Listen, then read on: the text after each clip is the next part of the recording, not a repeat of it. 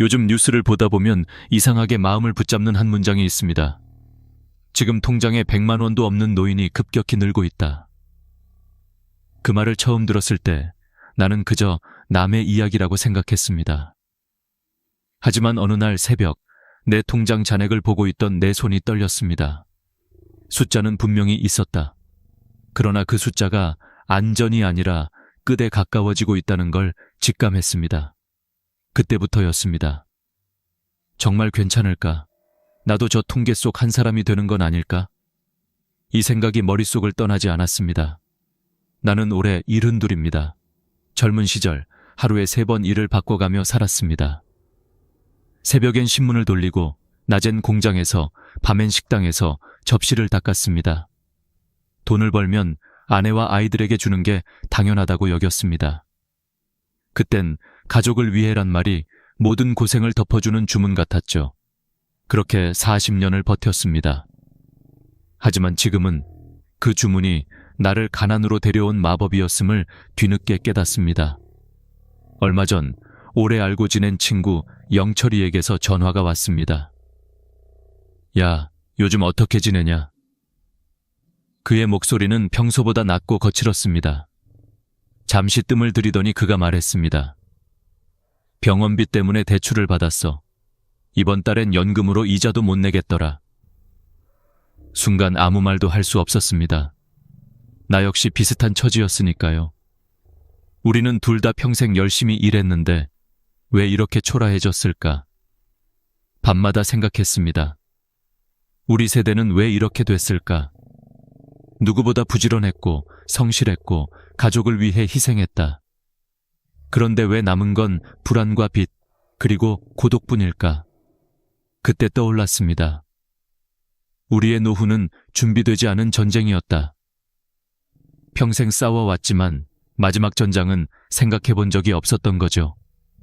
퇴직이 끝이 아니라 새로운 생존의 시작이라는 걸 그땐 몰랐습니다. 나와 같은 세대의 친구들, 이웃들, 형님들 모두 비슷했습니다. 퇴직금이 들어오면 먼저 자식 결혼, 전세 자금, 빚 갚기에 써버리고 정작 자기 노후를 위한 통장은 비워졌습니다. 그때는 그게 사랑이자 의무라고 믿었죠. 자식이 잘 되어야 부모가 편하다. 그 말은 지금도 귀에 생생합니다. 하지만 이제 돌아보면 자식의 행복을 위해 내 노후를 태웠던 그 순간들이 결국 내 삶의 안전망을 조금씩 갉아먹고 있었던 겁니다. 어느 날 저녁, 집 앞 공원 벤치에 앉아 노을을 보고 있었습니다. 옆에 앉은 노인이 말했습니다. 이 나이 되면 돈보다 잠이 문제야. 잠을 자도 마음이 편치 않거든. 나는 고개를 끄덕였지만 속으로는 다른 생각을 하고 있었습니다. 내겐 돈이 문제였습니다. 잠을 못 자는 이유가 불안이었으니까요. 그날 밤 불 꺼진 방 안에서 휴대폰 화면 불빛만 켜둔 채 잔액 조회를 눌렀습니다. 그 숫자가 이상하게 차갑게 느껴졌습니다. 내가 평생 쌓아 올린 시간보다 훨씬 작고 가벼운 숫자. 하지만 그 숫자가 내 노후의 무게였습니다. 그제야 알았습니다. 우리 세대의 불안은 가난 때문이 아니라 그 가난이 너무 갑작스럽게 다가오기 때문이라는 걸요. 준비하지 못한 끝은 늘 공포로 돌아옵니다. 그리고 그 공포는 아무리 강한 사람이라도 무너뜨립니다. 그날 이후 나는 결심했습니다. 이제라도 진짜 현실을 마주하자. 나는 다시 내 통장을 열고 어떻게 살아야 이 불안을 이길 수 있을지를 하나씩 써 내려가기 시작했습니다. 그때부터였습니다. 내 인생의 후반전이 비로소 진짜로 시작된 건 젊은 시절 우리는 그야말로 일만 알고 살았습니다. 새벽 어둠이 걷히기도 전에 나가고 밤이 완전히 내려앉아야 겨우 돌아오는 삶. 그렇게 30년, 40년을 보내는 동안 한 번도 내 인생이 어디로 가는가를 묻지 않았습니다. 왜냐하면 물을 여유조차 없었으니까요. 세상은 빠르게 변했고 우리는 늘 그 뒤를 쫓아야 했습니다. 내 인생의 대부분은 가족을 위해 쓰였습니다. 아이들의 학비, 결혼자금, 전세 보증금, 그리고 부모님 제사비까지. 월급날 통장을 건네며 이번 달도 무사히 넘겼다는 안도감에 잠깐 미소 지었을 뿐 정작 내 이름으로 된 저축은 단 한 번도 자랑스럽지 못했습니다. 그땐 그게 당연한 줄 알았습니다. 아버지 세대는 가족을 위해 사는 게 미덕이다. 이 한 문장이 모든 걸 정당화했죠. 퇴직을 앞두고 처음으로 쉬어보자고 생각했을 때 마음 한켠이 이상했습니다. 일 없이는 살아본 적이 없었으니까요. 하지만 현실은 더 냉혹했습니다. 회사에서 떠난 그 다음 날, 세상은 나를 더 이상 필요로 하지 않았습니다. 전에는 매일 울리던 전화가 멈췄고 내 이름을 부르는 사람도 줄었습니다. 그리고 한 달, 두 달이 지나자 그 빈 시간이 공포로 변했습니다. 이제 나는 어디에 써야 할까? 그 질문이 가슴을 짓눌렀습니다. 주변을 보면 다들 비슷했습니다.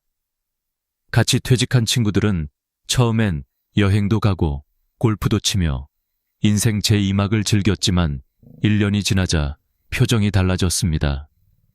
통장이 빠르게 줄어드는 걸 느끼면서부터였습니다. 누구는 집을 팔았고 누구는 대출을 냈습니다. 그중 하나, 내 고등학교 동창인 병수는 어느 날 이렇게 말했습니다. 야, 우리가 평생 일했는데 왜 이렇게 불안하냐? 그 많던 세월의 노력은 다 어디로 간 거냐? 그 말이 오래 마음에 남았습니다.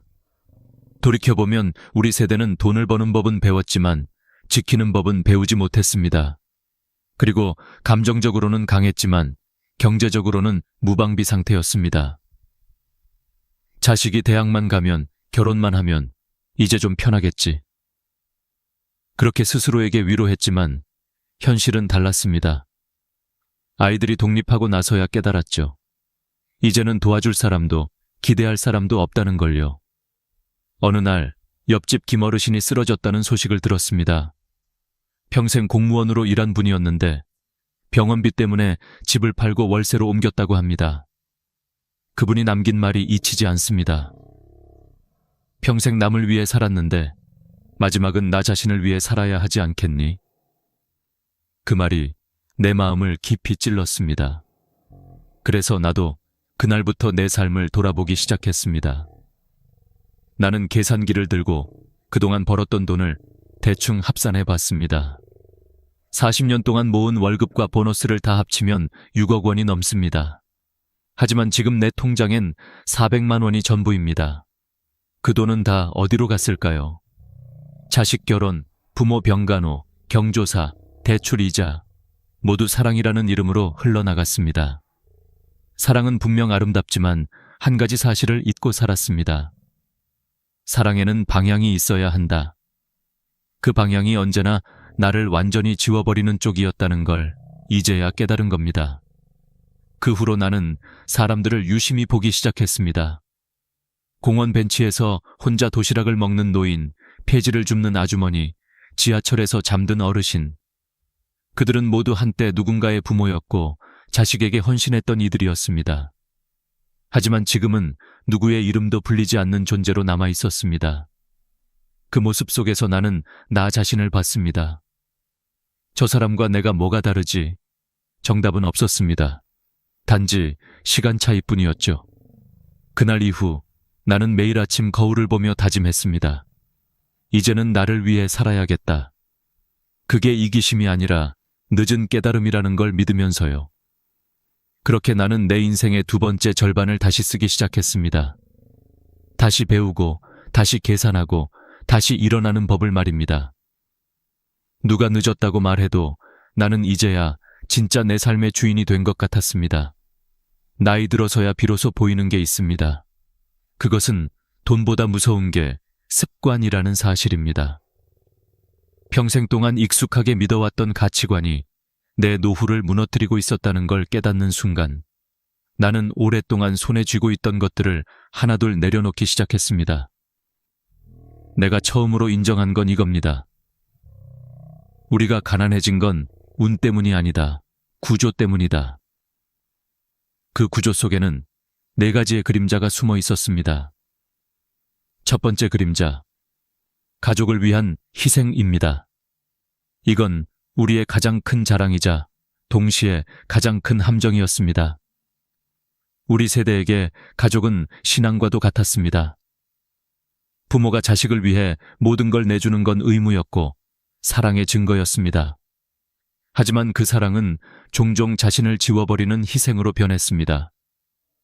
퇴직금이 들어오면 자식 결혼 비용부터 챙겼고 노후 자금은 늘 나중에로 미뤘습니다.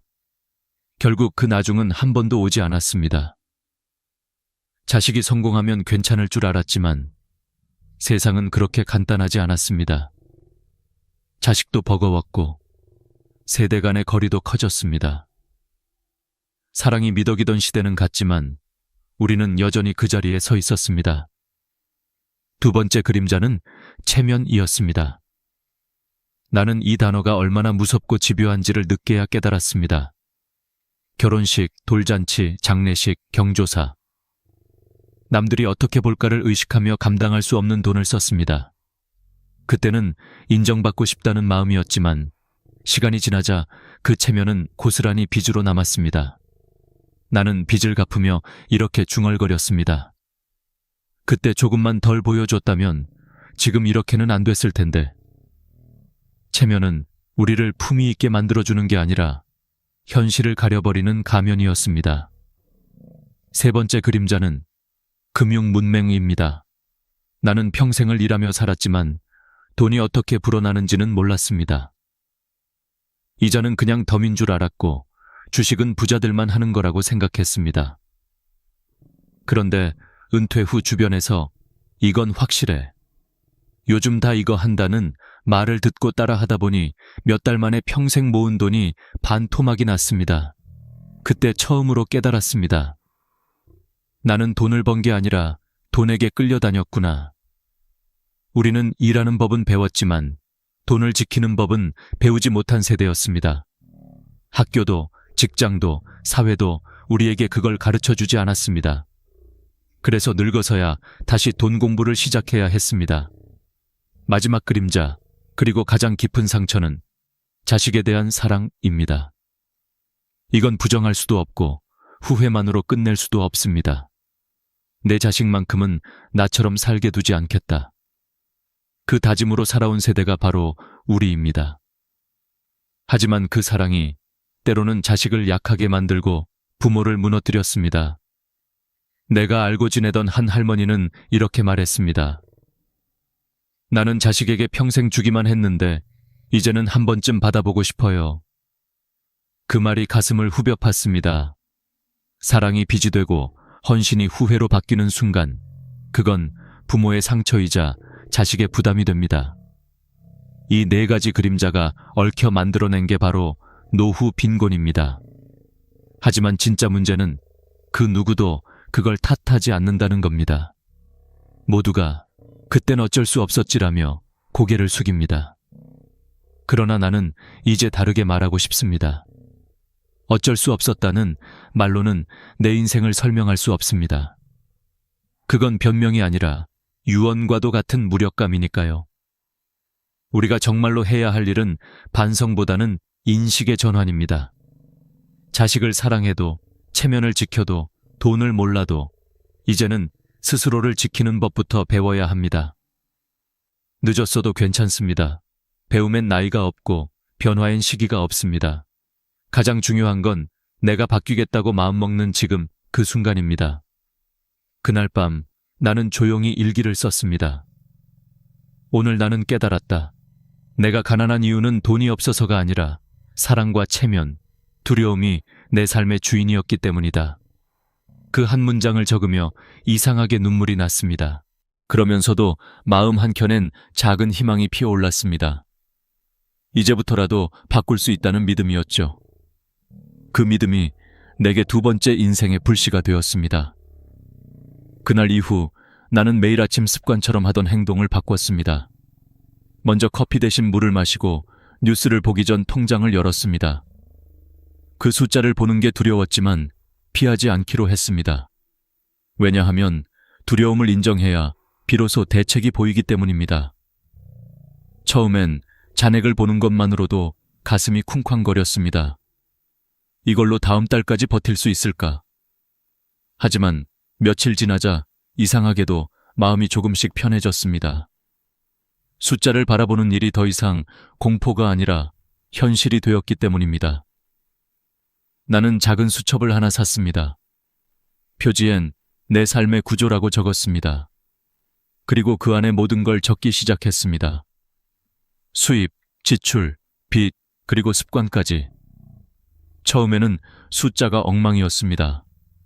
매달 들어오는 돈은 98만 원, 국민연금 45만 원, 아르바이트비 30만 원, 기타 용돈 23만 원. 하지만 나가는 돈은 130만 원이었습니다. 매달 32만 원의 적자. 그게 내 현실이었습니다. 그제야 보였습니다. 그동안 보지 못했던 새는 구멍들. 휴대폰 요금 8만 원, 보험료 12만 원, 경조사비 10만 원, 모임 회비 5만 원. 거의 절반이 의무감이라는 이름으로 빠져나가고 있었습니다. 그래서 결심했습니다. 남이 아니라 나를 기준으로 지출하자. 그날부터 휴대폰 요금을 절반으로 줄였고 불필요한 보험을 해지했습니다. 모임은 한 달에 한 번만 나가기로 했습니다.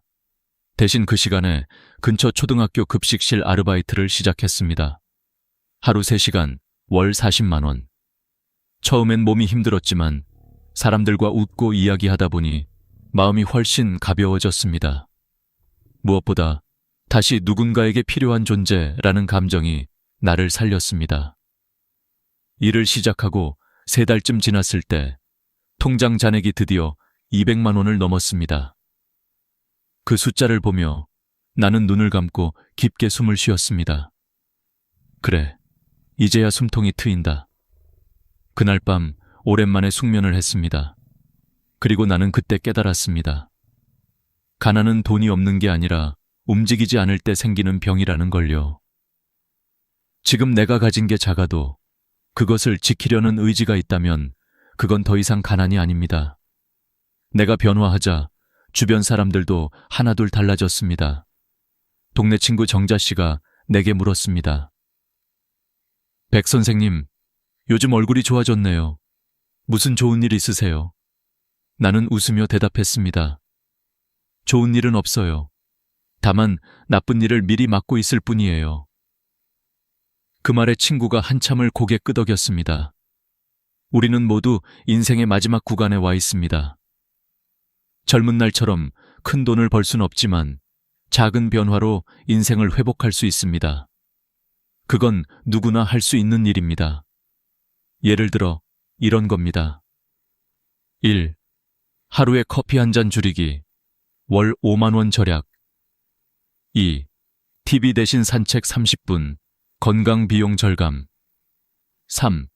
자동이체 해지 후 직접 결제. 불필요한 소비 방지. 이 사소한 습관들이 쌓이면 그것이 노후의 안전망이 됩니다. 내가 이 과정을 통해 얻은 가장 큰 깨달음은 이겁니다. 돈은 노력보다 습관의 결과다. 열심히 사는 것만으로는 부족합니다. 어떻게 쓰고 어떻게 지키느냐가 노후를 결정합니다. 이제 나는 매일 밤 수첩을 덮으며 이렇게 적습니다. 오늘 하루도 작은 돈이 나를 지켜주었다. 그 문장을 쓸 때마다 이상하게 마음이 든든해집니다. 누군가는 내게 묻습니다. 이 나이에 무슨 변화예요? 하지만 나는 단호히 말합니다. 이 나이라서라도 변화해야 합니다. 세상은 더 이상 나를 지켜주지 않지만 나는 이제 나 자신을 지킬 수 있습니다. 그게 진짜 은퇴 이후의 자유라는 걸 이제야 깨달았습니다. 인생의 후반전에서 내가 배운 또 하나의 진실이 있습니다. 노후는 돈의 크기가 아니라 관계의 온도로 결정된다는 것입니다. 통장에 숫자가 많다고 마음이 따뜻해지는 건 아니고 돈이 적다고 해서 인생이 불행한 것도 아닙니다. 정말 무서운 건 돈이 아니라 고립이었습니다. 은퇴 후 가장 먼저 사라진 건 월급이 아니라 불러주는 목소리였습니다.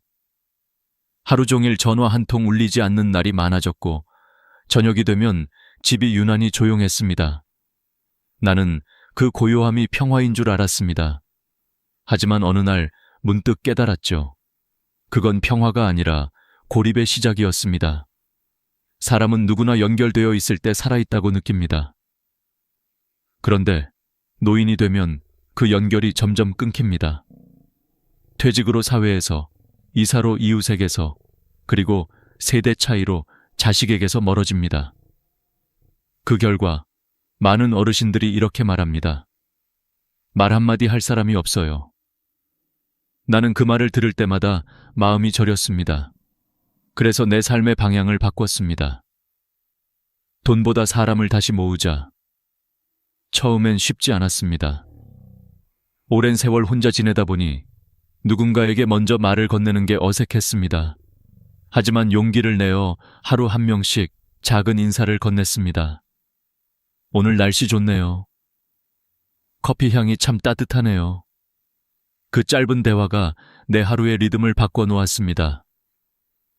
그렇게 시작된 작은 인연들이 내 삶을 다시 채우기 시작했습니다. 공원 벤치에서 만난 노부부, 시장에서 일하는 아주머니, 같이 청소일을 하는 70대 동료들. 우리는 서로의 이름을 알고 서로의 사정을 조금씩 나누게 되었습니다. 그리고 어느새 나는 다시 사회 속의 한 사람이 되어 있었습니다. 그 과정에서 깨달은 게 있습니다. 돈은 쌓을수록 고립을 부르고 나누면 관계를 부릅니다.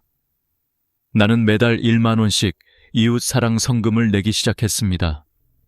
금액은 작았지만 그 돈이 세상과 나를 연결해주는 끈이 되었습니다. 그 덕분에 나는 다시 누군가의 이름으로 불렸습니다.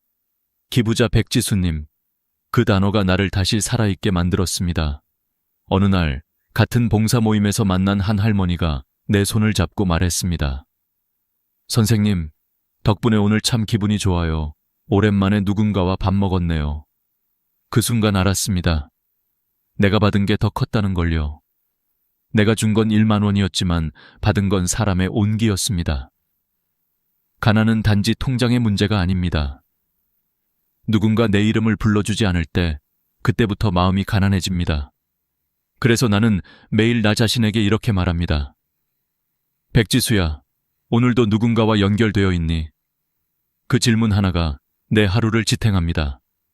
여러분, 지금 이 영상을 보고 계신다면 그 자체로도 이미 연결되어 있는 겁니다. 혼자가 아닙니다. 우리의 이야기를 나누는 이 시간은 서로의 삶을 위로하고 다시 일어서게 만드는 힘이 있습니다. 나는 이제 깨닫습니다. 노후의 진짜 적은 가난이 아니라 단절이고 진짜 부는 금액이 아니라 관계입니다. 그리고 그 관계를 지키는 첫걸음은 나부터 먼저 손 내미는 용기라는 걸요. 오늘 하루 여러분도 작은 인사를 건네보세요. 이웃에게, 가족에게, 혹은 오래 연락하지 못한 친구에게. 잘 지내요. 그 한마디면 충분합니다. 그 말이 누군가의 하루를 밝히고 당신의 마음을 따뜻하게 할 겁니다.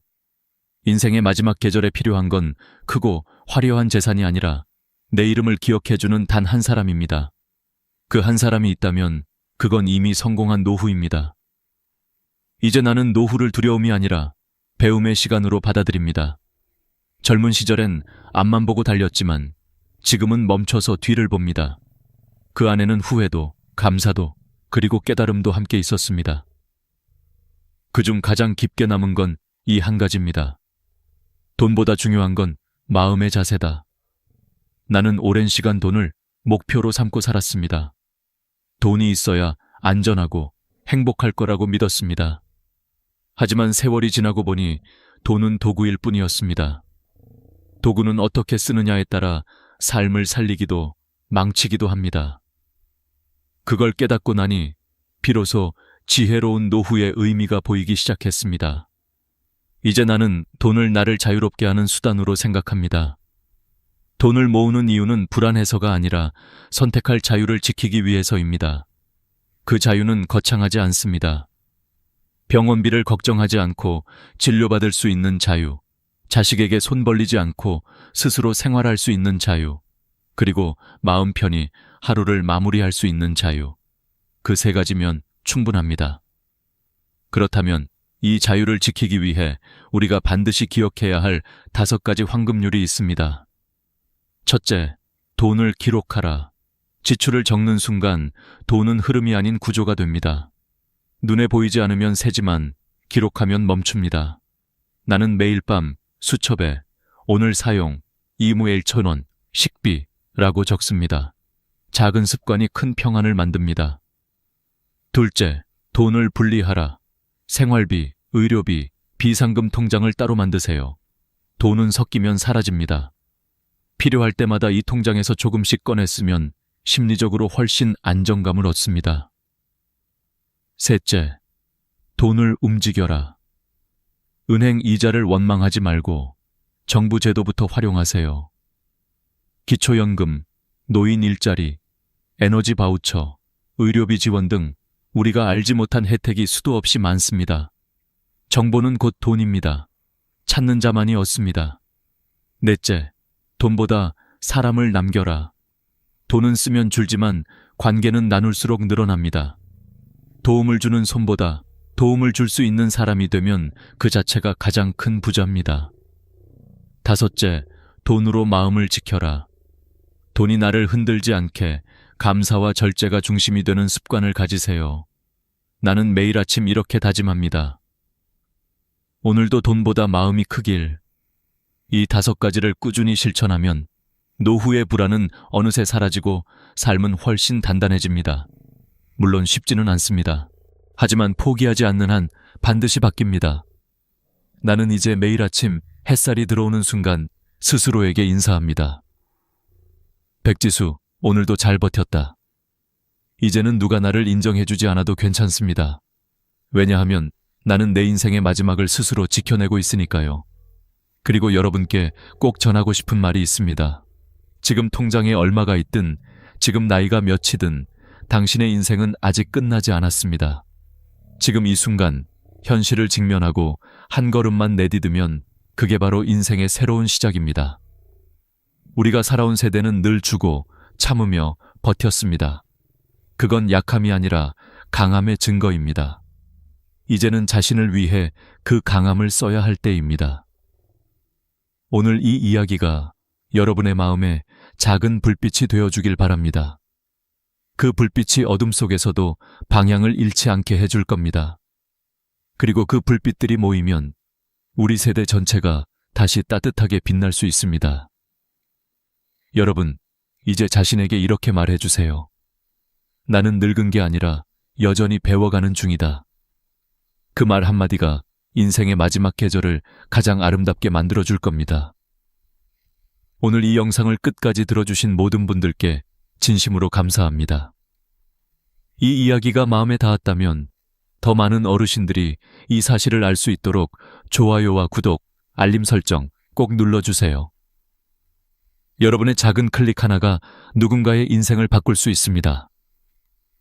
다음 시간에는 100세 시대, 일하지 않아도 버티는 노후 재정 구조를 더 구체적으로 알려드리겠습니다. 그러니 꼭 다시 찾아와 주세요. 여러분의 건강하고 당당한 노후를 언제나 진심으로 응원하겠습니다. 감사합니다. 나는 오랫동안 노인복지 현장에서 수많은 어르신들을 만나왔다. 그중 가장 마음이 아팠던 순간은 통장 잔액을 바라보며 이 돈이면 괜찮겠지 하시던 분들이 몇 달 만에 모든 걸 잃는 모습을 볼 때였다. 오늘 내가 드리는 이야기는 단순한 돈의 문제가 아니다. 노후의 평안은 결국 현금에서 시작된다. 이 한 문장이 20년 동안 내가 현장에서 배운 진실이다. 여러분, 지금 통장에 얼마가 남아있나요? 그 돈이 70세 이후 갑자기 닥칠 위기를 버틸 만큼 충분하다고 자신 있게 말할 수 있으신가요? 대부분의 어르신들은 이 질문에 잠시 침묵하신다. 국민연금도 있고 집도 있으니까 괜찮겠지. 하지만 현실은 그렇게 단순하지 않다. 지난 10년간 통계청이 조사한 자료를 보면 70세 이상 어르신의 68%가 한 번 이상 의료비나 돌발 지출로 경제적 위기를 겪었다. 그중 절반 이상은 결국 자녀에게 손을 벌리거나 빚을 졌다. 이건 남의 이야기가 아니다. 내 자식은 착하니까 괜찮겠지. 죽을 때까지 연금으로는 버틸 수 있겠지. 그렇게 믿었던 분들이 뜻하지 않은 한 번의 병원비 앞에서 무너진다. 나는 그 장면을 너무 많이 봤다. 서울의 한 복지관에서 만난 80세 이종곡 어르신은 평생 검소하게 사셨다. 매달 국민연금으로 들어오는 돈, 그리고 1,000만 원의 저축. 자녀들도 착했고 이웃들도 칭찬했다. 그런데 어느 날 남편이 뇌졸중으로 쓰러지셨다. 수술비 800만 원. 이후 재활치료비와 간병비로 매달 300만 원이 나가기 시작했다. 단 3개월 만에 평생 모은 돈이 바닥났다. 교수님, 제가 뭘 잘못한 걸까요? 그분은 울먹이며 내 손을 붙잡으셨다. 나는 아무 말도 할 수 없었다.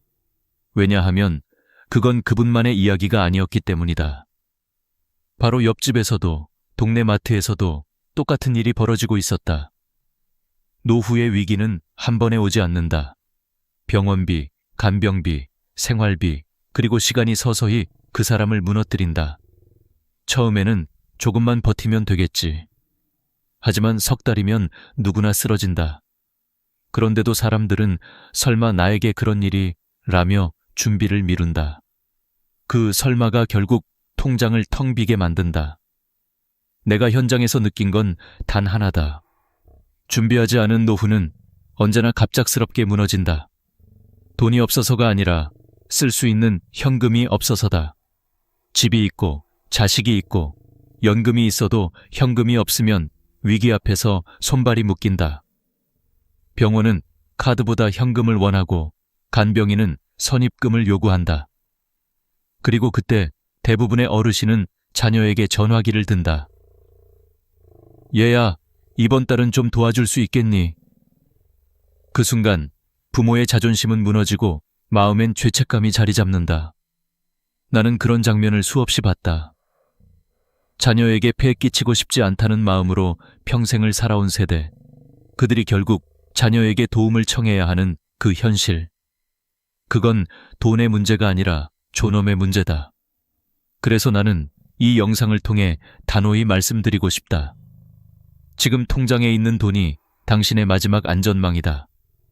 그 돈을 지키는 방법, 그리고 늘리는 방법을 오늘 나는 정확히 알려드릴 것이다. 오늘 이야기를 끝까지 들으신다면 나는 적어도 내 노후만큼은 내 손으로 지킬 수 있다. 이 확신을 얻게 되실 것이다. 지금부터 말씀드릴 내용은 단순한 이론이 아니다. 20년 동안 실제로 어르신들과 함께한 생생한 기록이다. 병원비 때문에 통장을 비운 분들, 가족을 돕다가 노후가 무너진 분들, 그리고 그 모든 걸 다시 세운 분들의 진짜 이야기다. 오늘 나는 그 경험을 바탕으로 왜 현금이 노후의 마지막 생명줄이 되는가를 보여드릴 것이다. 이 영상을 끝까지 보신다면 당신의 통장은 단순한 숫자가 아니라 당신의 삶을 지켜주는 방패가 될 것이다. 지금 마음속으로 이렇게 다짐해 보시라. 나는 내 노후를 누군가에게 맡기지 않겠다. 내 손으로 준비하겠다. 그 결심이 바로 지금 당신 인생의 새로운 시작이다. 나는 종종 이런 말을 듣는다. 나는 평생 열심히 일했고 빚도 없고 자식들도 착하니 괜찮을 거예요. 그 말 속에는 묘한 안심과 동시에 작은 두려움이 섞여 있다. 왜냐하면 그분들 대부분은 성실하게 살면 괜찮다 라는 믿음에 의지하고 있기 때문이다. 하지만 나는 그 믿음이 얼마나 쉽게 무너지는지를 매일 목격한다. 몇 해 전 봄이었다. 서울 은평구의 작은 복지관에서 나는 63세 김명자 어르신을 만났다. 남편을 일찍 여의고 두 자녀를 혼자 키워낸 분이었다. 하루 세끼밥을 챙길 시간도 없이 일했고 명절에도 쉰 적이 없었다. 그렇게 평생 모은 돈은 1,200만 원 남짓. 이제야 조금은 숨 돌릴 수 있겠다고 생각하셨다. 그런데 그해 겨울 큰아들이 사업 실패로 빚더미에 앉았다. 작은 딸은 이혼 후 두 손주를 데리고 친정으로 돌아왔다. 그날 어르신의 목소리가 아직도 귀에 남아있다. 교수님, 나는 자식들 원망 안 해요. 그냥 미리 알았더라면 조금이라도 준비했을 텐데요. 그 말에 나는 아무 대답도 할 수 없었다. 그분의 눈빛엔 후회보다 더 깊은 체념이 있었다. 김어르신의 월 연금은 120만 원. 전기세, 식비, 손주들 학용품비를 내면 늘 마이너스였다. 어르신은 저녁마다 전기장판을 끄고 하루 한 끼로 버티며 이것도 다 지나가겠지 하셨다. 하지만 그건 시간이 지나도 나아지지 않았다. 그때 나는 깨달았다. 노후의 위기는 가난에서 오는 게 아니다. 준비하지 못한 책임감이 사람을 무너뜨린다. 비슷한 시기 또 한 분의 이야기를 들었다. 65세 김상순 어르신은 정년 퇴직 후 누구보다 철저히 준비하셨다. 퇴직금 5천만 원, 국민연금 월 80만 원, 사적연금 월 40만 원. 누가 봐도 이 정도면 성공적인 노후였다. 하지만 불행은 예고 없이 찾아왔다. 68세가 되던 해 아내가 당뇨 합병증으로 쓰러졌다. 병원비로 매달 200만 원이 나갔다. 게다가 살던 전셋집의 집주인이 갑자기 전세금을 2천만 원 올려달라고 요구했다. 김어르신은 통장을 열었다. 아직 5천만 원 있으니까 괜찮겠지. 하지만 불과 석 달 뒤 잔액은 2천만 원으로 줄어 있었다. 병원비 600만 원, 전세 추가금 2천만 원, 생활비까지 더하니 눈 깜짝할 사이에 사라진 것이다. 그제서야 어르신은 말했다. 교수님, 계산해보니 1년 반 후면 돈이 다 떨어질 것 같습니다. 그분은 절망했다. 성실히 일했고 한 푼도 낭비하지 않았고 남에게 폐를 끼친 적도 없었다. 그런데 인생의 마지막 10년 앞에서 그 모든 노력이 모래성처럼 무너졌다. 나는 그때 깨달았다. 성실은 필요하지만 대비 없이는 아무 의미가 없다. 우리가 젊을 때 배운 근면과 절약은 노후의 폭풍 앞에선 그저 낡은 우산일 뿐이다. 비바람은 준비된 사람만 피할 수 있다. 나는 종종 이런 질문을 던진다.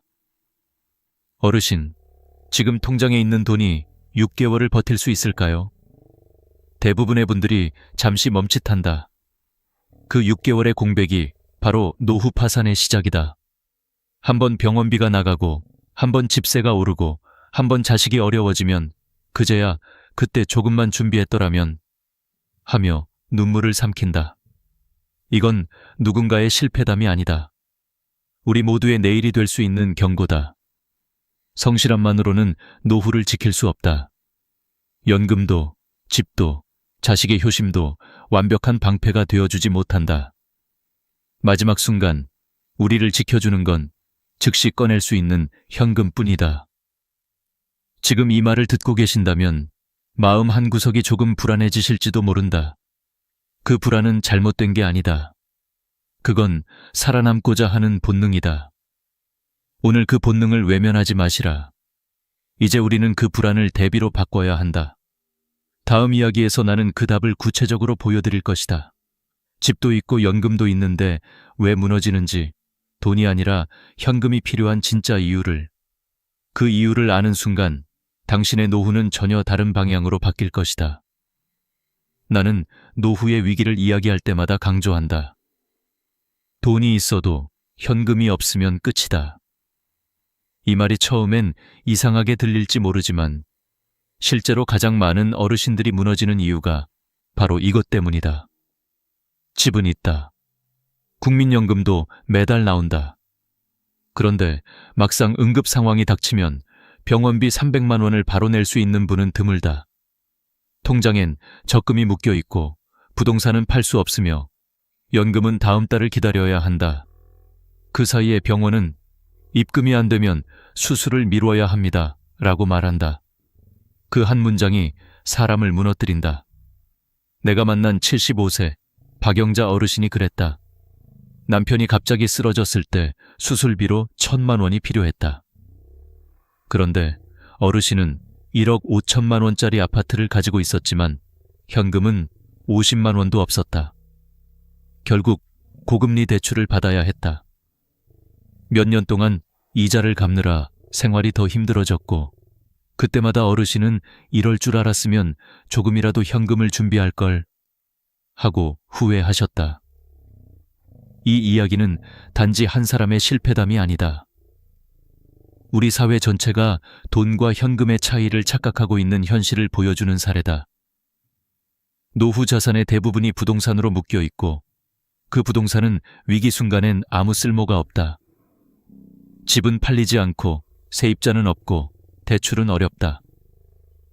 결국 자산가 노인이 하루아침에 빈손 노인이 되는 것이다.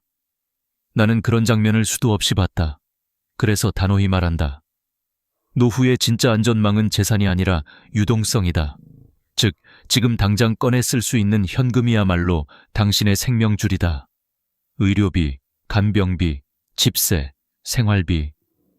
이 네 가지는 절대 기다려주지 않는다. 그런데 사람들은 곧 연금이 들어오니까 괜찮겠지라고 안심한다.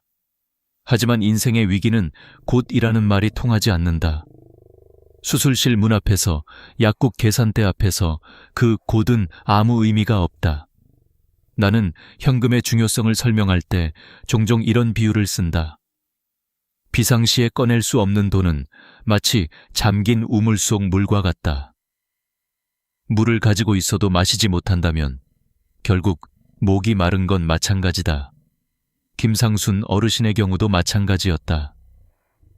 5천만 원의 퇴직금을 전액 예금에 넣어두셨지만 정작 급할 때 해지하면 이자가 줄어든다고 망설이셨다. 그 사이 병원비가 쌓이고 생활비가 빠져나가며 결국 적금을 깼을 땐 이미 늦었다. 그분은 내게 이렇게 말씀하셨다. 교수님, 돈이 있는데도 쓸 수 없다는 게 이렇게 무서운 일인 줄 몰랐어요.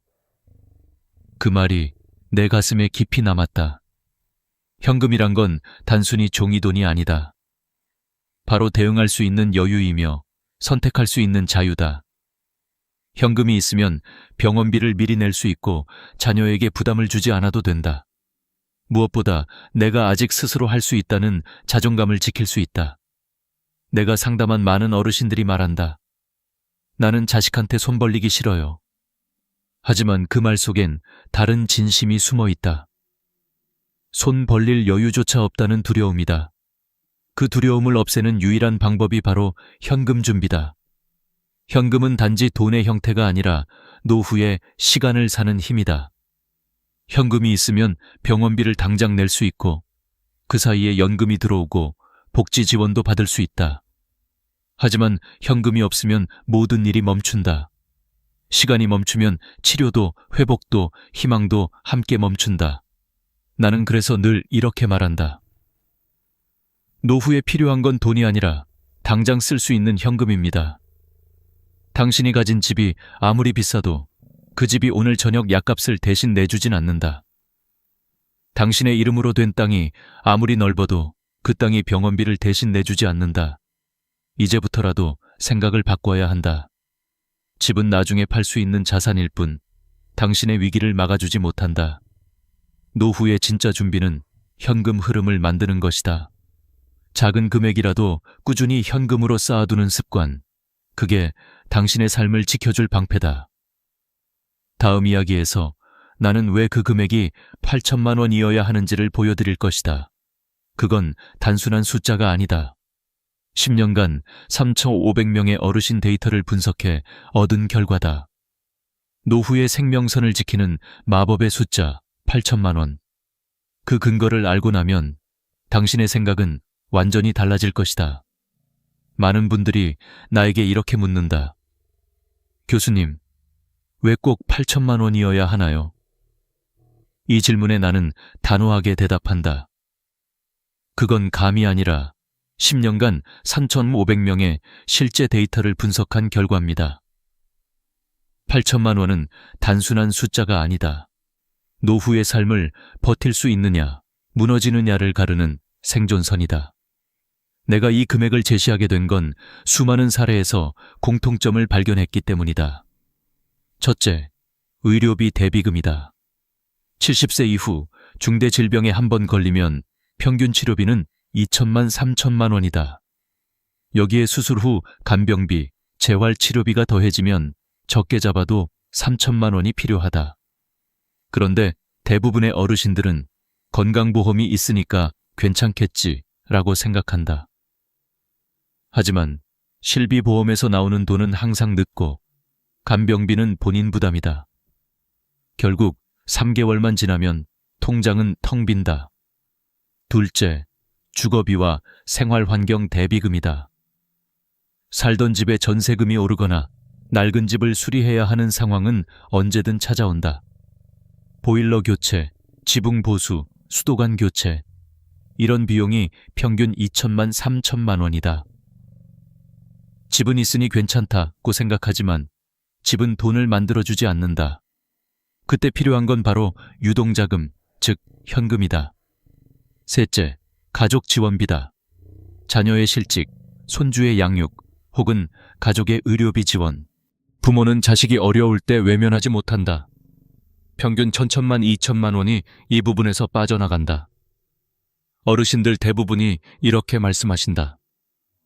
나는 자식한테 폐 끼치고 싶지 않아요.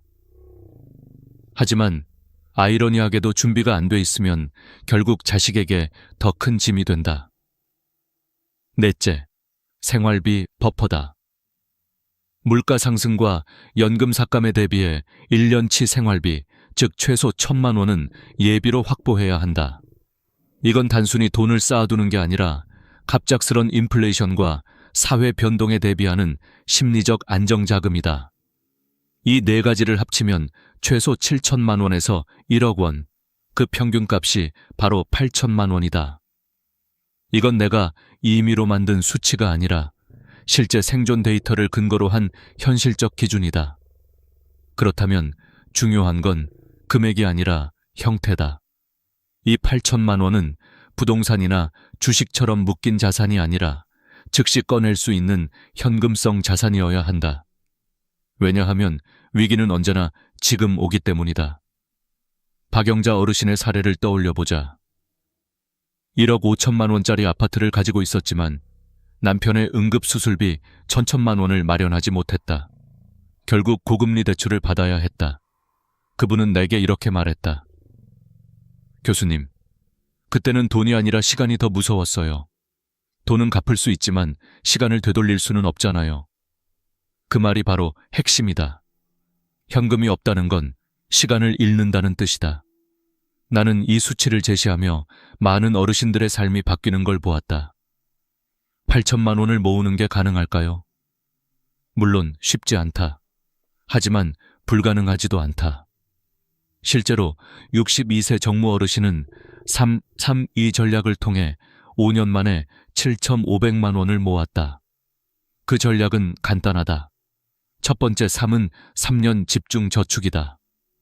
퇴직금 일부를 활용해 매년 2천만 원씩 3년간 모은다. 이렇게 하면 6천만 원이 확보된다. 두 번째 3은 3가지 수입원 확보다. 국민연금, 사적연금, 그리고 소규모 부업, 청소, 경비, 운전, 배송 보조 등으로 월 50만 원 정도는 충분히 가능하다. 세 번째 뒤는 2년 추가 적립이다. 앞서 모은 6천만 원에 매년 저천만 원씩 2년을 더해 최종적으로 8천만 원을 완성한다. 이건 단순한 이론이 아니다. 실제 수백 명의 어르신들이 이 방법으로 현금 없는 불안한 노후를 현금이 있는 안정된 노후로 바꾸었다. 그리고 중요한 건 지금이라도 시작하면 늦지 않다는 것이다. 70세, 75세, 심지어 80세라도 자산 재구성과 제도 활용만으로 충분히 현금 3천만 5천만 원은 마련할 수 있다. 이건 의지의 문제가 아니라 구조의 문제다. 방법만 알면 누구나 가능하다. 다음 이야기에서 나는 그 구체적인 방법, 즉 나이에 상관없이 지금부터 8천만 원을 만드는 실전 전략을 공개하겠다. 이건 이론이 아니라 당신의 내일을 바꾸는 실제 행동 매뉴얼이 될 것이다. 알겠어요. 8천만 원이 필요하다는 건 이해했어요. 그런데 지금 나이에 그걸 어떻게 모으죠? 이건 내가 가장 많이 듣는 질문이다. 그리고 나는 이렇게 대답한다. 지금이라도 구조를 바꾸면 가능합니다. 첫 번째 전략은 자산 재구성이다. 대부분의 어르신들은 집 한 채에 모든 재산이 묶여 있다. 시가 1억 원짜리 아파트를 7천만 원짜리 소형으로 바꾸면 3천만 원의 현금이 생긴다. 이 돈은 단순한 여유 자금이 아니다. 위기 때 숨통을 트이게 해주는 생명선이다. 이렇게 해서 3천만 원만 확보해도 삶의 안정감이 완전히 달라진다. 두 번째 전략은 정부 제도 활용이다. 우리나라에는 생각보다 다양한 노후 지원 제도가 있다. 하지만 대부분의 어르신들은 몰라서 쓰지 못한다. 예를 들어 주택연금 제도를 이용하면 집값 3억 원짜리 주택을 담보로 매달 150만 원씩 평생 받을 수 있다. 농촌에 계신 분이라면 농지연금을 활용해 땅을 담보로 생활비를 확보할 수도 있다. 또한 각 지자체에는 생활안정자금, 저소득 노인 긴급지원제도 등이 있다. 이건 신청만 하면 된다. 서류 몇 장, 주민센터 한 번 방문으로 가능하다. 세 번째 전략은 가족자산 협력 전략이다. 이건 조금 생소하게 들릴 수 있지만 자녀와 미리 상의해 상속 예정 자산을 일부 현금화하는 방법이다. 예를 들어 자녀가 부모의 집을 상속받을 예정이라면 그 집의 일부 지분을 미리 매입하는 식이다. 이 과정에서 증여세 공제를 활용하면 부담도 줄일 수 있다. 이건 단순한 돈의 문제가 아니다. 가족이 함께 노후를 지켜내는 협력의 과정이다. 나는 이런 가족 협력의 힘을 여러 번 봤다. 경기도 남양주의 72세 박종화 어르신은 자녀 2명과 함께 가족 재정회의를 열었다. 자녀가 매달 10만 원씩 부모님 계좌로 자동 이체하도록 했고 그 돈을 비상금 통장에 모으셨다. 3년 후 그 통장은 720만 원이 되었고 그 돈으로 남편의 치과 치료비를 한 번에 해결하셨다. 그분은 내게 이렇게 말씀하셨다. 자식 도움받는 게 미안했는데 이건 서로 약속이니까 덜 부담돼요. 그게 바로 가족 협력의 진짜 의미다. 네 번째 전략은 332 실천 플랜의 응용 버전이다. 이미 65세를 넘으신 분들은 5년을 투자하기 어렵다. 그럴 땐 3+2 압축 전략을 쓴다. 즉 3년간 집중 저축 후 2년은 소득 유지와 절약에 집중하는 방식이다. 첫 3년 동안은 연금 일부와 부업 수입을 합쳐 매달 50만 원씩 비상금 통장에 넣는다. 그럼 3년 후엔 1,800만 원이 생긴다. 이후 2년간은 쓰지 않는 보험 해지, 중복 적금 정리 등으로 매년 1,000만 원씩 추가 확보하면 총 3,800만 원이 모인다. 그 돈은 단순한 숫자가 아니라 긴급 1년 방어 자금이 된다. 다섯 번째 전략은 소득 구조 다변화다. 많은 어르신들이 이 나이에 무슨 일을 일하며 포기하지만 지금 시대는 다르다. 정부 지원형 일자리, 경비, 택배 보조, 공공도서관 관리 등 월 40만에 70만 원의 안정적 일자리가 많다. 심지어 온라인으로 글쓰기, 상담, 취미 강의 등도 가능하다. 하루 2-3시간, 일주일에 서너 번만 일해도 월 20만 원씩만 비상금 통장에 넣는다면 1년이면 240만 원, 5년이면 1,200만 원이다. 이건 단순히 돈을 버는 게 아니라 삶의 리듬을 유지하는 일이기도 하다. 마지막으로 생활비 구조를 바꾸는 것이 핵심이다.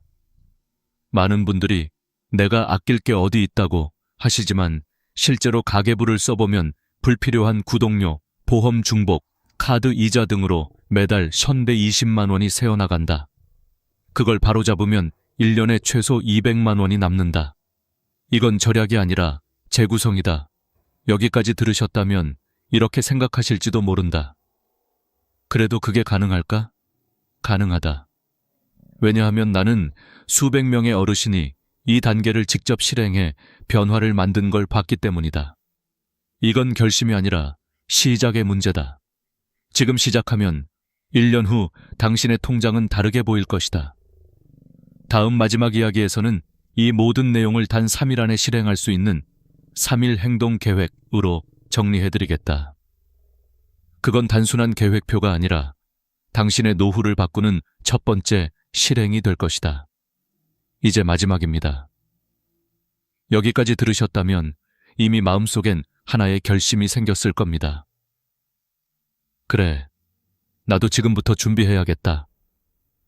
하지만 결심만으로는 아무 일도 변하지 않습니다. 70세 이후의 노후 안전은 지식이 아니라 실행에서 시작됩니다. 그래서 저는 오늘 단 3일 안에 반드시 해야 할 3가지를 드리겠습니다. 이건 단순한 과제가 아닙니다. 당신의 미래를 바꾸는 첫 행동입니다. 첫째, 자산 점검표 작성. 오늘 집에 가자마자 종이 한 장을 꺼내세요. 모든 통장, 적금, 보험, 연금, 부동산의 잔액을 한눈에 적어보는 겁니다. 지금까지 대충 알고 있다고 생각했던 돈이 정리되는 순간 현실이 보입니다. 한 어르신은 이렇게 말씀하셨습니다. 그냥 써본 건데 내가 현금이 150만 원밖에 없다는 걸 그제야 알았어요. 그 깨달음이 바로 시작입니다. 현실을 직시하는 순간 방향이 보입니다. 이 종이가 당신의 노후 지도가 됩니다. 둘째, 은행 상담 예약. 가까운 은행에 전화하세요. 노후 비상금 마련 상담을 받고 싶습니다. 이 한 문장만 말하면 됩니다. 이 말을 하는 순간부터 당신은 준비된 사람으로 분류됩니다. 은행 직원은 일반 고객에게는 설명하지 않는 상품과 연금, 연계형 특화 계좌를 제시할 겁니다. 그 차이는 큽니다. 어르신 한 분은 이 한 문장 덕분에 이자율이 2배 높은 상품으로 바꿔서 1년 만에 60만 원을 더 벌었습니다. 행동은 작지만 결과는 확실히 달라집니다. 셋째, 가족회의 개최. 이건 가장 어렵지만 가장 중요합니다. 자녀에게 솔직히 말하세요. 이건 유산 이야기가 아니라 우리 가족이 함께 살아남기 위한 준비야. 이 말은 오해를 막고 협력을 부릅니다.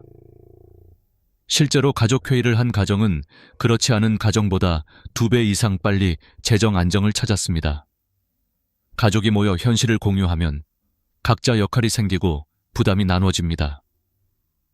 그 순간부터 나 혼자 버티는 인생이 아니라 함께 지켜내는 인생이 됩니다. 여기까지가 첫 3일의 계획입니다. 이 3가지만 해도 당신의 노후는 완전히 달라집니다. 이건 단순히 돈의 문제가 아닙니다. 자존감의 문제이고 존엄의 문제이며 미래의 문제입니다. 돈이 없다고 해서 불행한 게 아닙니다. 준비가 없을 때 그 불안이 불행을 만든 겁니다. 그리고 꼭 기억하세요. 8천만 원은 최소 기준입니다. 가능하다면 1억 원까지, 그 중에서도 현금성 자산 중심으로 관리하세요. 부동산보다 예금, 적금, 현금 흐름이 더 중요합니다. 왜냐하면 노후는 버티는 힘이 전부이기 때문입니다. 지금이 바로 시작점입니다. 완벽한 시기는 없습니다. 오늘, 바로 지금이 당신의 노후를 지킬 수 있는 가장 빠른 순간입니다. 정부에서도 한시적으로 특별 노후 안정 지원 제도를 운영 중입니다. 하지만 이번 달까지만, 그리고 선착순 3만 명만 가능합니다. 이미 2만 7천 명이 신청을 마쳤습니다. 관심 있으신 분은 지금 바로 지역 주민센터에 문의하세요. 그 한 통의 전화가 당신의 삶을 바꿀 수도 있습니다. 마지막으로 꼭 부탁드립니다. 이 영상이 조금이라도 도움이 되셨다면 좋아요와 구독, 그리고 공유를 눌러주세요. 당신의 한 번의 클릭이 누군가의 인생을 구할 수 있습니다. 오늘 이 영상을 끝까지 보신 당신은 이미 다릅니다. 이제는 걱정이 아니라 실행으로 나아갈 때입니다. 당신의 노후는 아직 끝나지 않았습니다. 지금부터 시작할 수 있습니다. 그리고 그 첫걸음은 당신의 용기입니다. 저는 복지 전문가 백지수였습니다. 끝까지 함께 해주셔서 진심으로 감사합니다. 당신의 노후가 현금 걱정 없는 당당한 삶이 되길 바랍니다. 좋아요, 구독 눌러주시고 다음 영상에서 뵙겠습니다. 요즘 뉴스를 보면 현금 입금 때문에 세무서에서 연락을 받았다는 이야기가 낯설지 않습니다. 불과 몇 년 전만 해도 상상할 수 없던 일이지요. 내 돈을 내 통장에 넣는 게 왜 문제가 돼? 많은 분들이 이렇게 생각하십니다. 하지만 지금은 그 단순한 행동 하나가 국세청 AI의 감시망에 포착될 수 있습니다. 이제 세상은 바뀌었습니다. 2025년 국세청은 사람이 아닌 인공지능이 24시간 금융 데이터를 분석하는 시대를 열었습니다. 단순히 고액 거래만 보는 게 아니라 패턴을 본다는 점이 핵심입니다. 금액보다 중요한 것은 어떤 방식으로 돈이 움직이느냐입니다. 예를 들어볼까요? 65세 김정호 씨는 가족 병원비를 마련하기 위해 현금 300만 원을 자신의 통장에 입금했습니다. 그런데 며칠 후 세무서에서 입금 내역에 대한 소명 자료를 제출하라는 우편이 도착했습니다. 그는 어리둥절했습니다. 내가 번 돈을 내 통장에 넣었을 뿐인데 왜? 하지만 국세청 AI는 이미 그의 거래 패턴을 비정상으로 분류해두고 있었습니다. 국세청의 시스템은 생각보다 훨씬 정교합니다. AI는 단순히 입금액이 크다고 의심하지 않습니다. 오히려 규칙성과 반복성을 분석합니다. 예를 들어 매주 같은 요일에 같은 금액을 입금한다면 자금 쪼개기로, 입금 후 곧바로 출금하면 자금 세탁 시도로, 가족 통장에 반복 입금하면 증여 행위로 판단합니다. 이런 패턴이 포착되면 사람의 개입 없이 자동으로 경고등이 켜지고 곧바로 출처 소명 요구가 발송됩니다. 즉, 금액보다 무서운 건 패턴입니다. 한 예로 김정호 씨의 입금 내역은 3번 연속 비슷한 금액 플러스 같은 요일 플러스 입금 후 단기 출금이라는 조건을 모두 충족했습니다.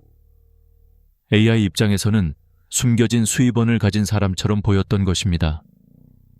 물론 실제로는 단순한 가족 의료비였지만 시스템은 사정을 몰라줍니다. 정상적이지 않은 흐름이면 의심부터 합니다. 이제 문제는 명확해졌습니다. 내 돈을 어떻게 입금해야 불필요한 의심을 피할 수 있을까? 바로 이 지점에서 오늘 영상의 핵심이 시작됩니다.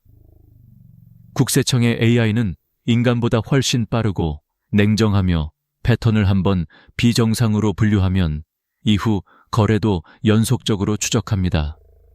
그러니 우리가 할 일은 이 AI의 눈을 정확히 이해하고 그 원리를 역이용하는 것입니다. 그렇다고 불법적인 방법을 쓰자는 게 아닙니다. 오해받지 않도록 정상적인 거래의 흔적을 명확히 남기는 것, 그것이 진짜 지혜로운 방어입니다.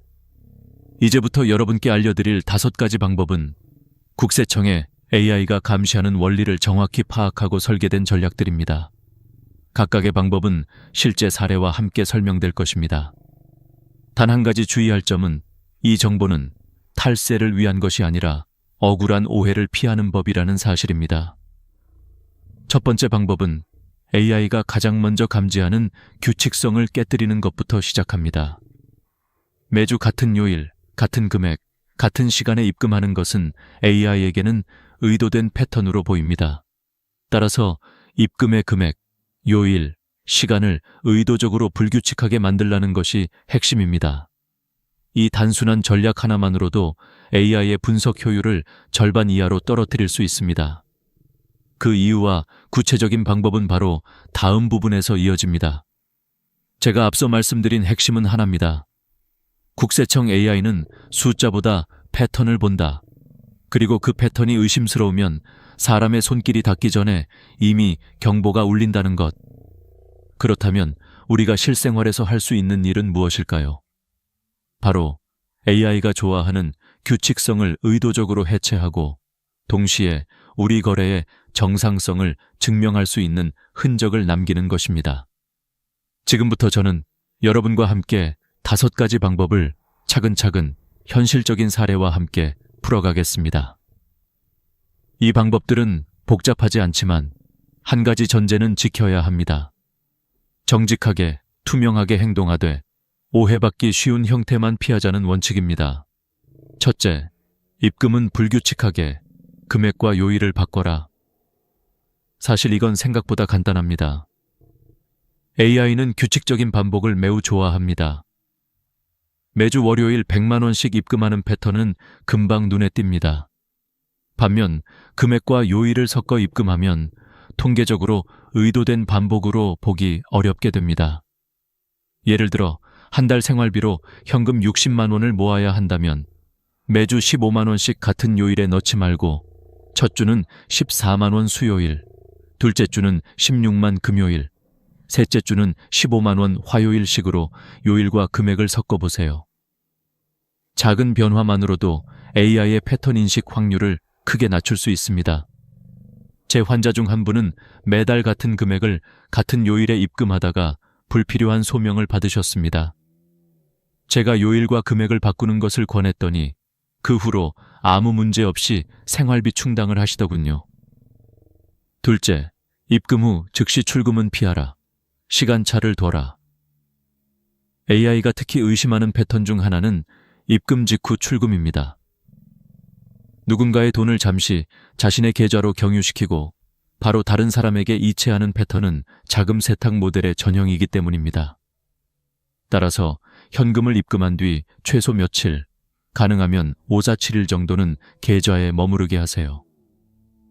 실제로 저는 중고물품 판매로 받은 현금을 곧바로 다른 사람에게 송금하던 분께 일주일 보관을 권했더니 그 뒤로 어떠한 소명도 받지 않으셨습니다. 시간차는 이 돈이 내 정상적 수입이라는 신호를 주는 가장 간단한 방법입니다. 셋째, 입금 목적을 기록하라. 작은 메모가 큰 방패다. AI가 의심을 하더라도 우리가 명확한 근거를 제시하면 대부분의 오해는 풀립니다. 따라서 입금 전에 휴대폰 메모장에 간단히 기록하거나 입금 봉투 사진을 찍어두세요. 예, 2025-96912 경조사비 김영수 결혼 축의금 50만 원 같은 형태면 충분합니다.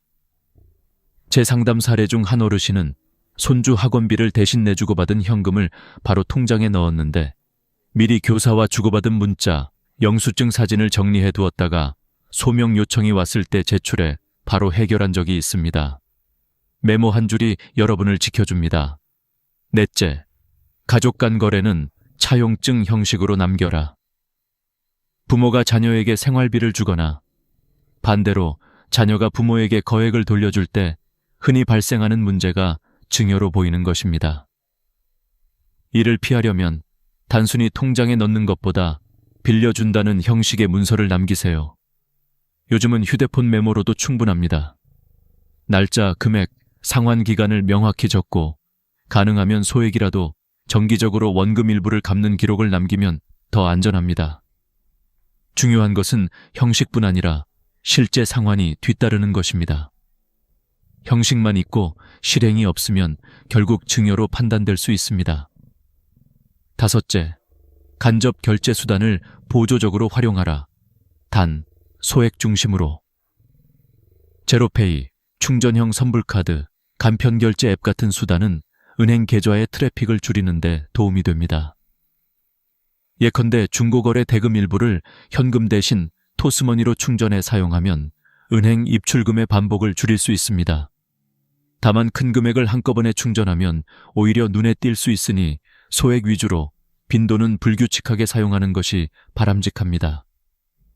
이 방법은 보조 수단일 뿐 핵심은 언제나 투명성과 근거 자료입니다. 여기서 꼭 강조하고 싶은 한 가지는 어떤 방법을 쓰더라도 거짓 소명은 절대 금물이라는 점입니다. AI가 추적한 흐름과 우리의 설명이 맞지 않으면 더 큰 문제가 됩니다. 정직하게, 차분하게 증빙을 준비하는 습관이 가장 안전합니다. 또한 입금이나 큰 금액 처리 전에는 세무사와 상담하는 것이 최선입니다. 큰돈 한 번이 잘못되면 그 과정에서 겪는 스트레스와 시간, 비용은 되돌릴 수 없습니다. 이제 여러분께 현실적인 루틴 하나를 제안드립니다. 매달 현금이 필요할 것 같으면 한 달 단위로 인출 계획을 세우세요. 예. 매월 1일 50만 원, 15일 30만 원, 필요시 3-7일의 시간차 두기, 입금 시 메모 남기기, 가족에게 줄 돈은 차용증 작성. 이렇게 규칙을 만들되 AI가 좋아할 만큼 규칙적이지 않게 소소한 변형을 섞어주세요. 규칙이 있으되 반복적이지 않게 패턴을 만들지 않되 정당성을 확보하는 것, 이 균형이 핵심입니다. 오늘 이 부분을 마무리하며 한 가지 사실을 다시 드리고 싶습니다. 국세청의 AI는 우리를 무작정 괴롭히기 위해 존재하는 것이 아닙니다. 탈세나 불법 자금을 막기 위한 장치입니다. 그러나 정상적으로 살아온 사람이 억울하게 휘말리지 않도록 최소한의 방어 지식을 갖추는 것은 우리의 권리이자 책임입니다. 다음 부분에서는 실제 사례를 더 깊이 들여다보며 입금 후 소명 요청이 왔을 때 어떻게 차분하게 대응해야 하는지, 어떤 서류가 결정적으로 도움이 되는지를 구체적으로 알려드리겠습니다. 준비되셨죠? 현금 입금이 문제가 될 때 가장 당황스러운 순간은 바로 세무서에서 소명 요구서를 받는 그날입니다. 대부분의 사람들은 이게 뭐지? 내가 뭘 잘못했지? 라는 생각으로 머리가 하얘집니다. 하지만 두려워할 필요는 없습니다.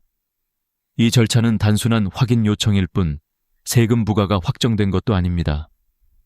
문제는 우리가 어떻게 대응하느냐에 달려 있습니다.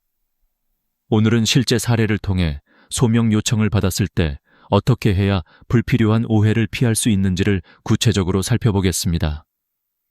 첫 번째 사례입니다. 박미정 씨는 결혼식 축의금으로 받은 현금 200만 원을 통장에 입금했습니다. 그런데 3개월 뒤 국세청에서 입금 내역의 출처를 소명하라는 통보서를 받았습니다. 그녀는 처음엔 놀랐지만 미리 준비해둔 자료 덕분에 빠르게 대응했습니다. 결혼식 청첩장, 축의금 봉투를 분류한 가계부, 입금 날짜와 금액 기록, 그리고 축의금을 보낸 친구들과의 메시지 내역까지 정리해 제출했습니다. 결과는 단 하루 만에 이상 없음 통보, 국세청 담당자조차 정리 잘하셨습니다 라고 말할 정도였다고 합니다. 여기서 중요한 포인트는 입금의 목적을 증명할 근거가 있느냐입니다. AI가 아무리 의심하더라도 사람이 마지막 판단을 내립니다. 따라서 우리의 목표는 이 돈은 내 정상적 수입이다 라는 근거를 명확히 보여주는 것입니다. 두 번째 사례입니다. 70세 김창호 어르신은 자녀에게 300만 원을 생활비로 전달하기 위해 현금을 입금했습니다. 그런데 며칠 뒤 소명 요구가 날아왔습니다. 국세청 시스템은 가족 간 자금 이동을 증여로 간주했기 때문이죠. 다행히 김 어르신은 입금 전날 간단한 차용증을 작성해 두었습니다. 2025년 5월 10일 아들 김도현에게 생활비 명목 300만 원 대여 6개월 내 상환 예정. 이 문서와 실제 상환 내역 일부를 제출하자 국세청은 즉시 증여가 아닌 대여 거래로 인정했습니다. 이 두 가지 사례는 단순하지만 강력한 교훈을 줍니다. AI의 감시는 피할 수 없지만 오해는 예방할 수 있다. 그렇다면 실제로 소명 요청을 받았을 때 어떻게 행동해야 할까요? 첫째, 절대 두려워하지 말 것. 이건 범죄 혐의가 아니라 사실 확인 절차입니다. 둘째, 즉시 자료를 모을 것. 입금 시점의 메모, 문자, 영수증, 거래 명세서, 가족 대화 기록 등 가능한 모든 자료를 한 곳에 모아야 합니다. 셋째, 감정적인 대응은 금물. 내가 뭘 잘못했냐는 태도는 오히려 상황을 악화시킵니다. 이 돈은 이런 사유로 입금했습니다 라고 차분히 설명하면 대부분의 경우 며칠 내로 해소됩니다. 그리고 넷째, 세무사 상담을 받는 것이 가장 현명한 선택입니다. 전문가는 어떤 서류가 가장 설득력 있는지를 압니다. 가령 상속받은 돈이라면 상속세 신고서, 피상속인 사망진단서, 유언장 사본을 첨부하라고 알려줍니다. 부동산 매매 장음이라면 매매계약서와 법무사 수수료 영수증을 함께 제시하면 훨씬 신뢰도가 높습니다. 이런 세부적인 증빙의 완성도가 결과를 좌우합니다. 한 세무사는 이렇게 말했습니다. AI는 의심을 만들고 사람은 확신을 만든다. 즉, AI의 판단을 사람이 바로잡을 수 있도록 준비하는 게 우리의 역할입니다. 마지막으로 꼭 기억하세요. AI가 보는 건 돈의 출처가 아니라 패턴입니다. 하지만 사람이 확인할 때는 증빙의 진정성을 봅니다. 그러니 우리는 두 단계를 모두 대비해야 합니다. 패턴을 불규칙하게 만들어 AI를 피하고 기록을 남겨 인간의 판단에 대비하는 것. 이 두 가지가 합쳐져야 비로소 완벽한 방어가 됩니다. 이제 다음 단계에서는 만약 여러분이 큰 금액을 한 번에 입금해야 할 때 어떤 서류를 준비해야 하는지, 또 해외에서 가져온 현금을 입금할 때 어떤 절차를 밟아야 안전한지를 구체적으로 알아보겠습니다. 이제 한 걸음 더 들어가 보겠습니다. 많은 분들이 가장 불안해하는 순간이 바로 이겁니다. 큰 돈을 한 번에 입금해야 할 때 어떻게 해야 하나요? 정답부터 말하자면 출처를 증명할 준비만 되어 있다면 아무 문제 없습니다.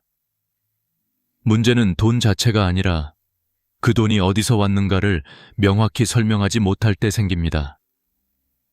국세청의 AI 시스템은 금액보다 이전 패턴과의 연관성을 분석합니다. 평소에 월 50만 원 정도의 입금만 있던 계좌에 어느 날 갑자기 3천만 원이 들어오면 AI는 즉시 비정상 자금 유입으로 분류합니다. 하지만 그게 상속금, 부동산 매매 대금 혹은 보험금이라면 출처만 입증하면 그 즉시 문제가 해결됩니다. 그럼 구체적으로 어떤 자료가 필요할까요? 첫째, 상속받은 돈이라면 반드시 상속세 신고 내역과 피상속인 사망진단서, 그리고 유언장 사본이나 가족관계 증명서를 준비해야 합니다. 국세청은 이 세 가지 서류로 금액의 출처를 거의 확실히 인정합니다. 만약 상속세를 이미 납부했다면 납세 영수증을 함께 첨부하면 더 완벽합니다. 둘째, 부동산 매매 대금이라면 매매 계약서, 부동산 중개 수수료 영수증, 법무사 위임 내역, 등기부 등본을 준비하세요. 특히 부동산 자금의 일부를 현금으로 받은 경우 계약서에 현금 일부 지급이라는 문구가 들어가야 합니다. 이 한 문장이 나중에 큰 방패가 됩니다. 셋째, 사업 관련 현금이라면 세금 계산서, 사업자 등록증 사본, 거래 명세표, 매출 장부를 증빙으로 제출하세요. 특히 자영업자분들이 소규모 현금 매출을 입금할 때는 반드시 거래 상대방의 사업자 정보를 함께 기록해 두는 것이 좋습니다. 단순히 매출 대금 입금이라고만 적으면 신뢰도가 떨어지지만 식당 납품 대금이라고 적으면 AI와 사람 모두 납득할 수 있습니다. 이 단계에서 중요한 건 금액의 크기가 아닙니다. 모든 돈에는 이야기, 스토리가 있어야 한다는 사실입니다. 그 돈이 어떤 이유로 누구에게서 언제 들어왔는지를 기록해 두는 습관이 여러분을 보호합니다. AI는 숫자를 보지만 사람은 이야기를 봅니다. 그리고 그 이야기를 만드는 게 바로 여러분입니다. 그 다음으로 많은 분들이 혼란스러워하는 부분이 바로 해외에서 가져온 현금입니다. 이 부분은 조금 더 엄격합니다. 외환거래법에 따라 미화 1만 달러, 약 1,300만 원을 초과하는 현금을 들여올 때는 반드시 세관에 신고해야 합니다. 신고하지 않고 입국하다가 적발되면 단순 과태료가 아니라 형사처벌 대상이 될 수 있습니다. 또한 해외 현금을 은행에 입금할 때는 반드시 출처 증명 서류를 제시해야 합니다. 예를 들어 해외 소득이라면 해외 급여 명세서나 세금 납부 증명서, 해외 예금 인출이라면 해외 은행 인출 내역서 혹은 해외 유산 상속 증빙 서류를 제출해야 합니다. 이 절차를 제대로 밟지 않으면 AI는 불법 외환 반입으로 의심할 수 있습니다. 결국 중요한 건 절차의 투명성입니다. 정상적인 돈이라면 떳떳하게 신고하고 증거를 남겨두면 됩니다. 이제 현실적인 조언을 하나 드리죠. 입금 금액이 크면 클수록 입금 전에 세무사에게 한 번만 물어보세요. 이 금액을 입금해도 문제가 없을까요? 어떤 자료를 미리 준비하면 좋을까요? 이 한 번의 상담이 향후 수개월의 불안과 오해를 막아줍니다. 제가 상담했던 한 60대 부부는 부동산 매매 장음 5천만 원을 바로 입금했다가 소명 요청을 받았지만 세무사 조언대로 매매 계약서와 송금 내역을 준비해두어 단 이틀 만에 해결했습니다. 그분의 말이 인상적이었습니다. AI보다 무서운 건 내 무지였어요. 이제 질문 하나만 던져볼까요? ATM으로 입금하면 안전하지 않나요? 많은 분들이 이렇게 오해합니다. 직원 눈을 피하니 안전할 거라고 생각하지만 사실은 정반대입니다. ATM 거래 역시 모든 내역이 국세청의 AI 시스템과 연동됩니다. ATM은 오히려 사람이 개입하지 않기 때문에 패턴 분석에는 더 유리한 데이터로 사용됩니다. AI 입장에서는 누가, 언제, 얼마나, 어떤 기기를 통해 입금했는가까지 정확히 기록됩니다. 즉, ATM은 사람의 눈을 피하지만 AI의 눈은 더 깊게 들어옵니다. 이쯤에서 결론은 명확합니다. 피할 수 없다면 대비하라. 국세청의 감시는 피할 수 없지만 오해는 충분히 예방할 수 있습니다. 그 예방의 핵심은 투명한 기록과 조심스러운 습관입니다. AI가 의심하기 전에 내가 먼저 근거를 남기는 것, 그것이 진짜 현명한 방어입니다. 다음 부분에서는 이 모든 규칙들을 현실 속에서 어떻게 적용할 수 있는지, 즉, 나의 일상 거래 패턴을 안전하게 설계하는 3단계 루틴을 구체적으로 설명드리겠습니다.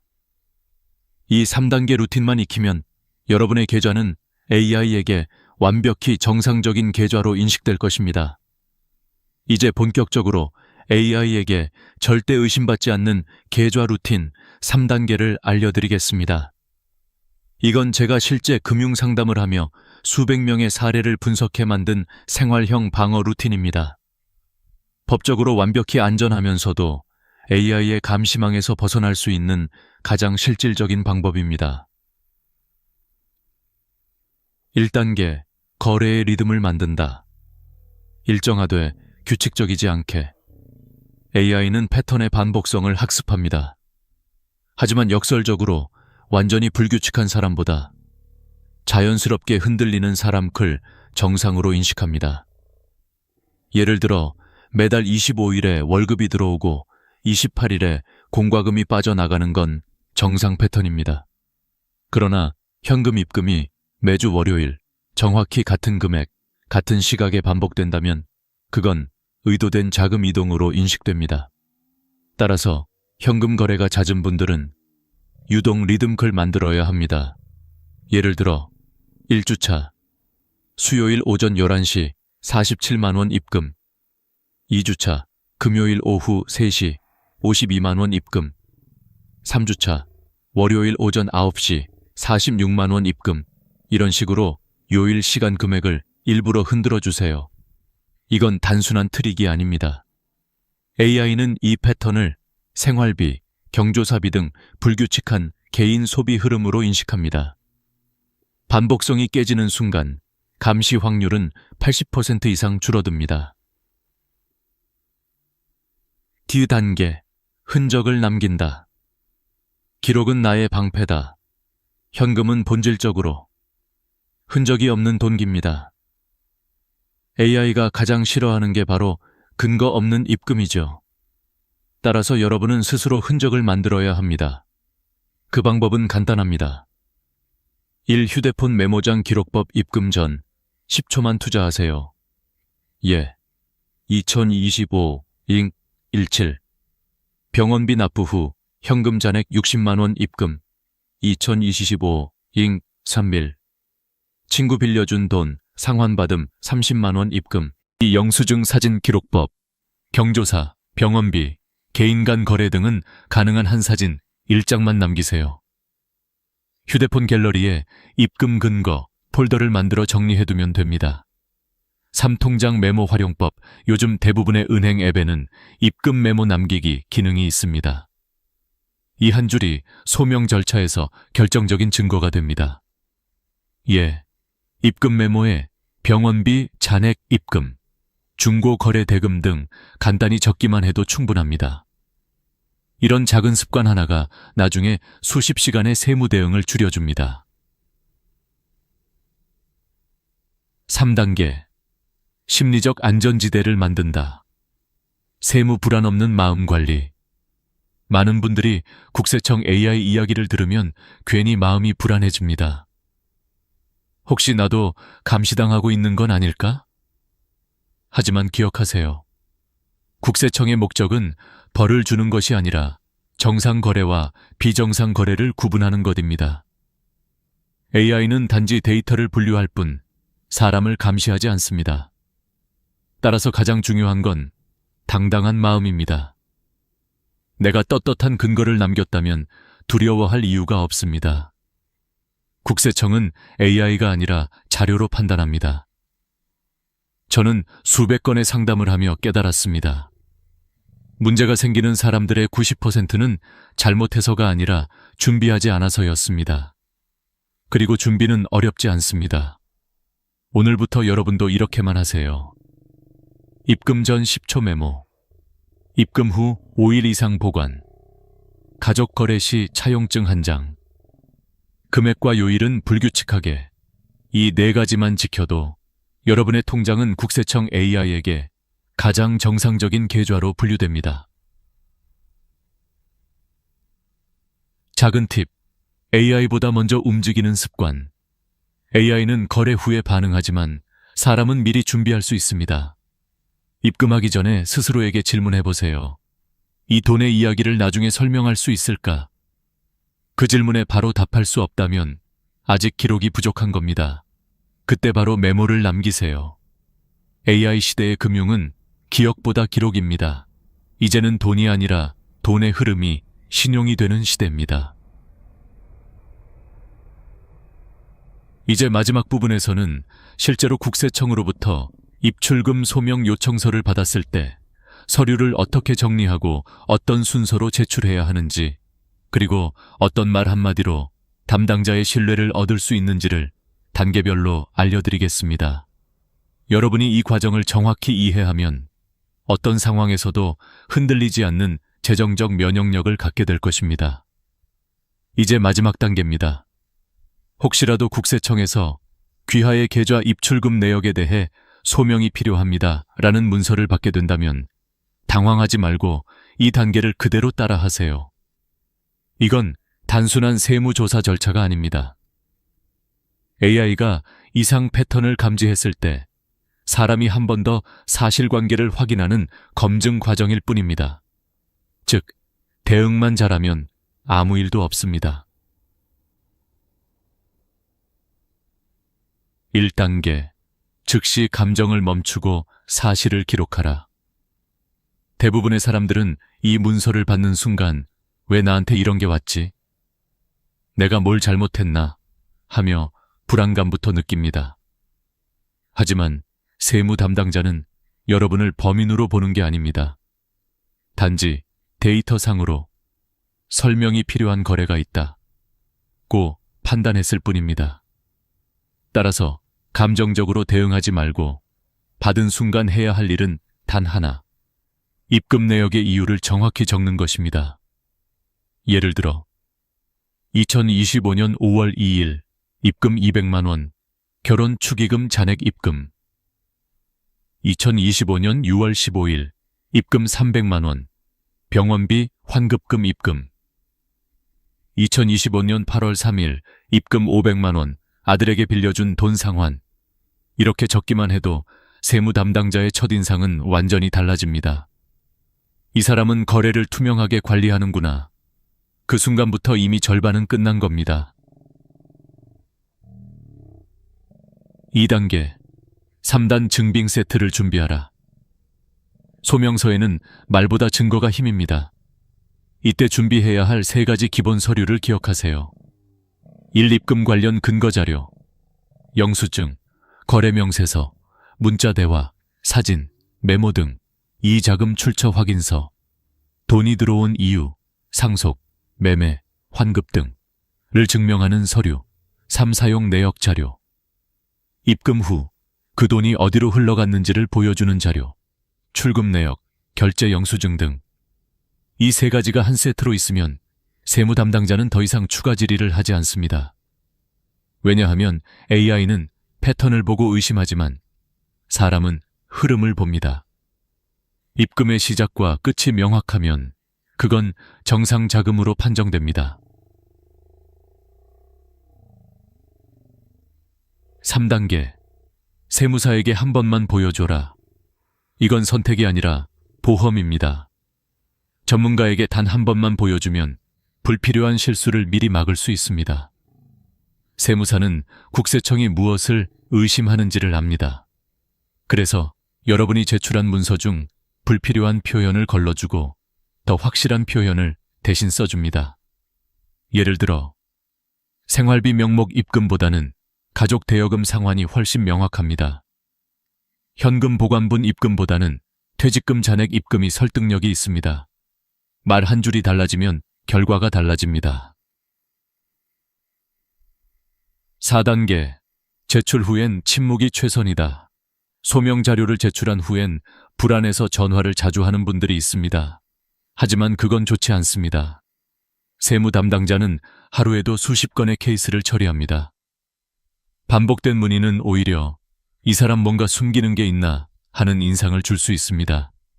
제출 후에는 1, 2주 정도 기다리세요. 대부분의 경우 아무 연락이 없으면 이상 없음입니다. 만약 추가 문의가 오더라도 이미 준비된 자료로 충분히 대응할 수 있습니다. 5단계. 교훈을 기록하라.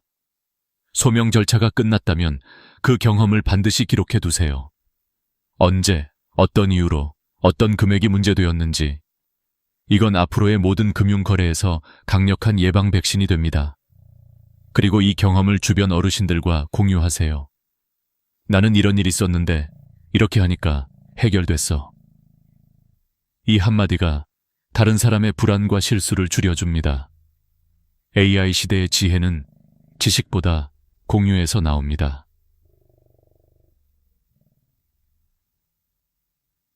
이제 정리해볼까요? 오늘 우리가 이야기한 모든 핵심은 단 하나로 귀결됩니다. AI는 데이터를 본다. 사람은 태도를 본다. 투명한 태도, 꾸준한 기록, 그리고 당당한 대응. 이 세 가지가 여러분을 보호합니다. 돈을 지키는 가장 현명한 방법은 두려워하지 않고 준비하는 것.